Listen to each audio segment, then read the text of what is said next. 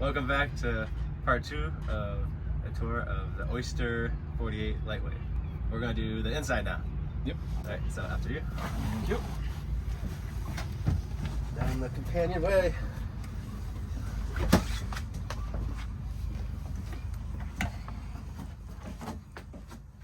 want to start in the front maybe? Up the bow we have 2 single bunks that and there's a triangle that slips out here and fits in to make a double if you need it. But it's quite spacious with 2 singles. Big 700 hatch. Some nice drawers and storage. And more drawers here. Loads of little storage. And then under the bunk is the holding tank for the forward toilet. And the other side is bow thruster and a few ropes and stuff like that. Those heaters are clever for drying. Yeah, the heaters are great. They're I think they're only about 80 watts, but they just keep the air nice and dry in here, and they don't draw much electricity at all. They make a big difference. Keep it very dry. Yeah. What's that red thing at the bottom there? Isolator for the bow thruster. Oh. So it just cuts all the power to it because there's no battery up here. Uh-huh. It's heavy gauge cables run from the main battery bank to keep weight out of the bow. So that just isolates it. But yeah. Cool. And then we go back to the forward head here. So this is the one you've got a manual toilet, like the pump action. And you got the shower in there. It works pretty good. I like that setup. And then over this side,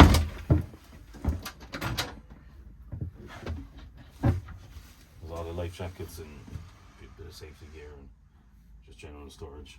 Mm-hmm.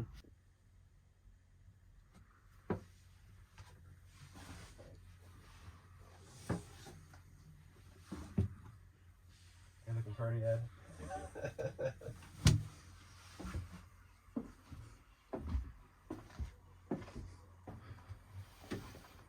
Here we are in the saloon. Main saloon, yeah. It's I've had about 13 people, I think, maybe even 14 around it. The other leaf of the table pops up and it's quite big. We've had a couple of good nights in here. It's quite a big saloon. There's a bunk either side with lee cloths, which is great at sea. Normally when I'm on my own, I sleep down there and run up and down and check because it's the easiest one. Mm-hmm. This leaf drops down and there's an infill that comes in, which makes this another double bed if you need it. And it can also be a single with a lee cloth. Something I was always against was a TV on a boat, but I got one. It's good enough storage in here. There's lots of books. Shelves are quite good for storage for little bits underneath. The first aid and games cabinet over there over the radio. We have flags in this one and spare coffee capsules.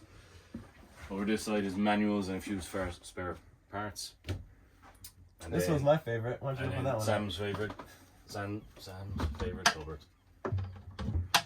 While you got that open, what do you have, Ed? As we're there, I suppose. Oh. The world's smallest bottle of whiskey, officially. For emergencies only. Not that you do much damage with it. I don't think that's going to be enough. No, I don't think so.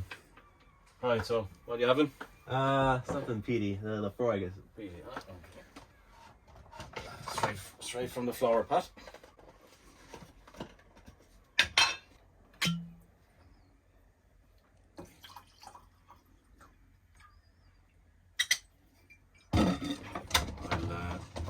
I'll stick to the good stuff.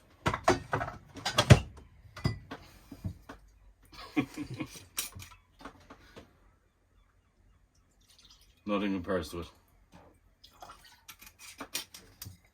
The Scots tried, but they never quite got there. Bet this is where you're supposed to interject. Let's go. Cheers. If he's stupid enough to drink it, more fool him. Here's those massive chain plates. Yeah. Very reassuring. You can see them. I like it. You don't have to rip out your nice, joiner. No, it's just there. You can adjust them, which I've never done. And does this goes to like a substructure? It goes down to ties in with the mast and up the other side. And we got some good reading. So you have like a lot of the pilot books. Yeah, they do have a lot of information. Yeah, every time I go somewhere, I get they're handy to have. Yeah, they are good. They tell a lot, in fairness. And they're even nice to sit down and read at night and dream. of a few places. Like I have a Greenland one there, which That is really good when you're on a long passage to have something to remind you of why you're suffering through beating to windward for days on end. Yeah.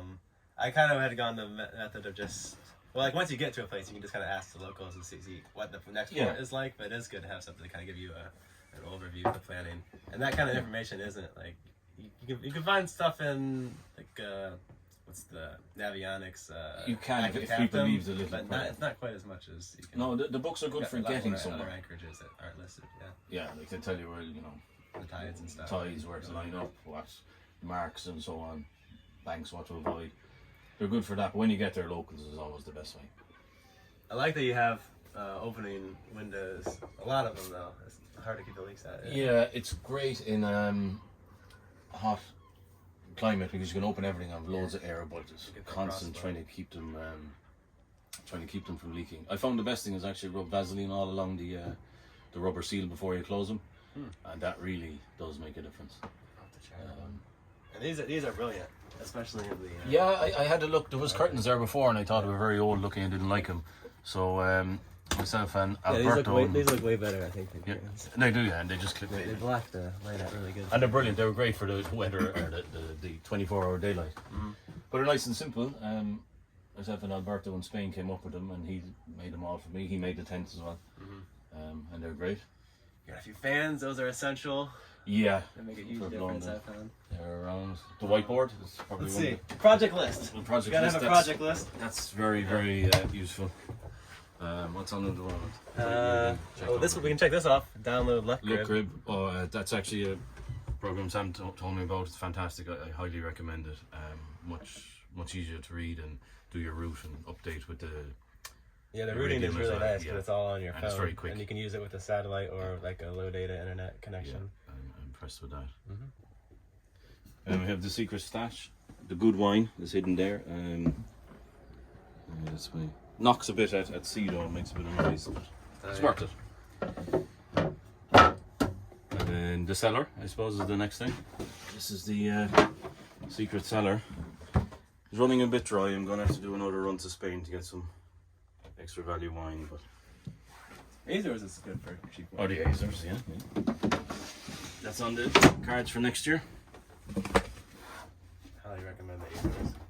Yeah, I think it'll be the kind of place I'll go and probably stay a while. I can imagine. From all I hear about it, I'll. Yeah, I could have I done really an like extra it. month or two. Yeah. Hit the last few islands. My Portuguese wine is good.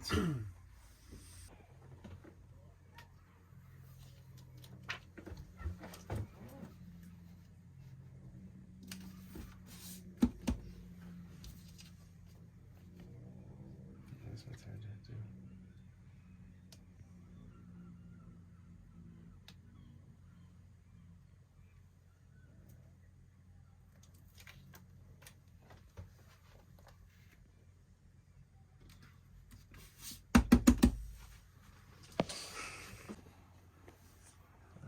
And now we're in the nav station.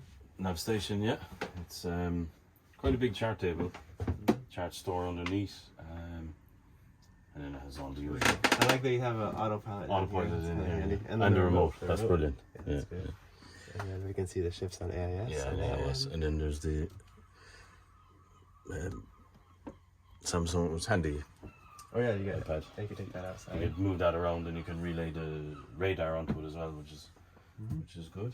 And, oh, this is cool. Your Yeah, the Victron stuff, I put that in last winter. I'm very impressed with it. It measures through a shunt and it turns on and off the inverter and battery charger. It's all done through the same unit, which is nice. Lots of information there. Oh, the shore power's off. Can I come in here? Yep. What do you call this? Is like the passage berth?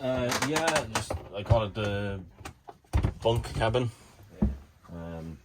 Storage for stuff. Or storage, yeah. Bike's been here. Yeah. And this is cool. How do I do this? Oh yeah. So you have one bike here. Yeah, so that's the one normal bunk, which is great when there's only one person. If you just pull that one. Yeah. Just close the door behind you. This fits in here. It's like just like the one I made on my boat. And then there's a mattress. There's a double mattress there at the moment, but another mattress goes up on top, and you have leak lots, and two people are fairly secure. Someone else would sleep under. Well, it's a double mattress, so there is actually a lot more space. There's that one goes up on top, and then you get a lot. It's comfortable. I've never slept on passage on them, but I've slept on them. Yeah, and it's fine. But it'd be quite good on passage because of the. I think these are good because they kind of like you sink in. Yeah, you sink in when it heels. But you're in a nice position in the boat too. I didn't mind so I could adjust it a little bit too, but even just having it. Well, with the leak cloths, you're kind of okay. Yeah. Cool. I think of the fishing poles. Yeah, no. That's a clever way to like tidy it up, yeah.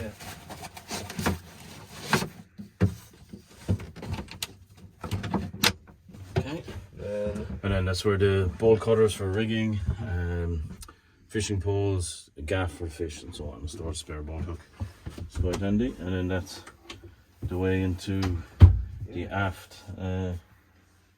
That's electric toilet. And that's the electric one. What do you think of that?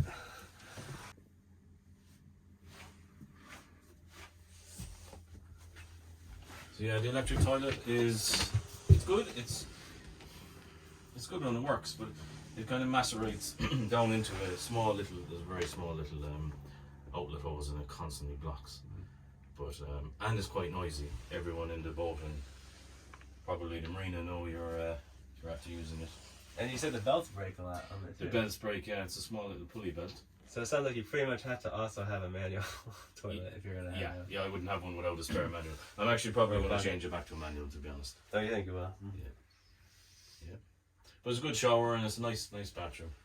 Or toilet. Good. Right. Alright, and then a galley, and then this is the galley.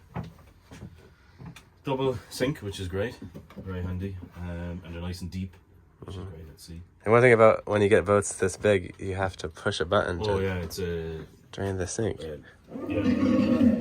Because we're lower than sea or water level, it has to be pumped out. But, it was new to me when I got this boat, but apparently it's the bigger you go, the deeper into a boat you go, so you have to pump them out.